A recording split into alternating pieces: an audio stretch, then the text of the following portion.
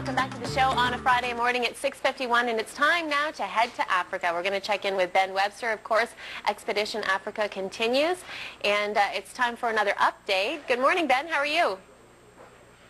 I'm doing great. How are you today? Very good, very good.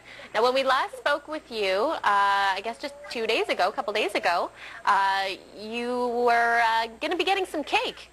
How was the carrot cake? The carrot cake was wonderful. I got to tell you, it was mixed. The icing was lovely, but it was mixed with a lot of tears, let me tell you. I bet. We had a big group of HIV-positive women in the center we were visiting who baked the cake for one of the climbers, Sue Ellen Johnson, and boy, it brought a tear to everybody's eye. It was great. Absolutely. Now tell us what you're up to right now. We're about 25 kilometers away from the town of Karatu in a really remote village where we're building a girls' dormitory. And this was sort of the point of coming over to Africa with this group of 20-odd people from Ottawa, was to climb the mountain, but at the same time raise money and leave a legacy behind. And so we're in the midst of building a 48-person girls' dormitory at the school, and I'm happy to tell you no one has broken any limbs or anything as we get in the way of the contractors, to be perfectly honest. Mm-hmm. And Ben, explain the significance of the dormitories and how important they are to have, somewhere for these girls to stay while they're studying. It's of real importance. When I met the headmaster last year on another project in Africa, he said it was absolutely critical for a dormitory to be built. And the reason is that there's a lot of pressure in rural Tanzania. Only a small percentage, between 7 and 12% of Tanzanians go to secondary school. And of that, usually a small percentage are girls. What ends up happening is there's a lot of pressures for girls to stay in the local farms. These are subsistence farmers, as well as, sort of unwanted pregnancies and some of the other issues that they face when they're out in the countryside. So when the girls can come to the school and stay at the school, they have a tremendous opportunity to complete their education and hopefully improve their lives. Mm-hmm, to stay focused, absolutely. Now, we're seeing some footage right now of the actual construction. Where are all these materials, the cement blocks, all of the things coming from for the construction?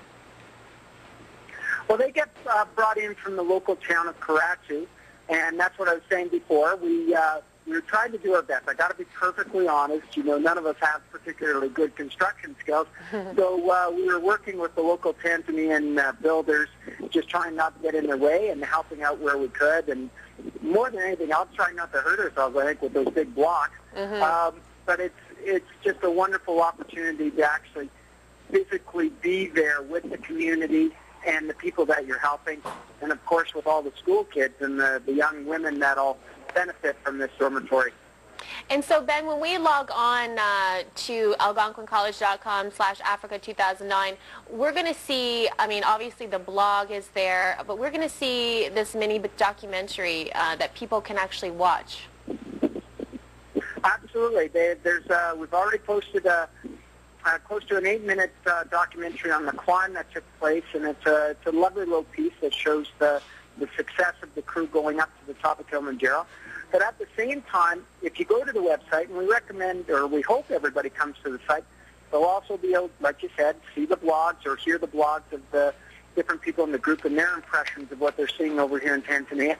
And at the same time, there's a link for CPAR, which is the Canadian NGO that we're working with.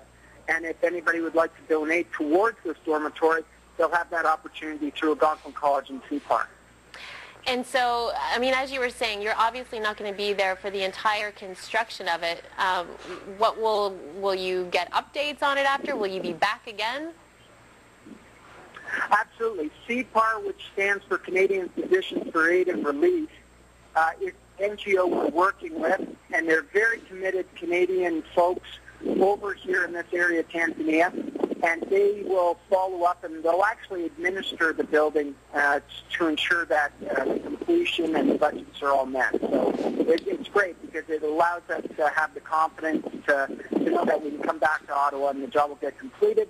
And, of course, we'll have updates sent back both in blogs and photographs after the work is done and the kids move in. And, again, you can see all that at algonquincollege.com/2000 Africa 2009. Wonderful. Well, thank you so much, Ben. Nice to talk to you, and we'll speak to you again in a few days. Thank you so much. You guys have a good weekend in Ottawa. Okay, thanks. Talk to you soon. All right, well, as mentioned, the website, algonquincollege.com/Africa 2009 is the place to head, and they've also set it up so that you have a chance to do some winning and win some fantastic prizes that are up for grabs, courtesy of Algonquin College. Prizes like you've got vouchers for continuing education courses. There are wilderness tours, whitewater rafting gift certificates. There are dinners to Restaurant International, solid mahogany wood chest of drawers made by the cabinet making students. So all kinds of prizes up for grabs. And today's question is, when does the nursing team complete their last block and get set to return home from their work with CPAR? So you can get the information at algonquincollege.com/Africa 2009 and click on the contest icon there and enter the contest and have your chance to win some fantastic prizes. And again, follow the team with Expedition Africa and get all the updates on the blog and whatnot. It's very captivating. Once you start reading, you'll just want to keep reading and you'll keep visiting the site every day. It's kind of addictive to see what they're doing over there. Fantastic work.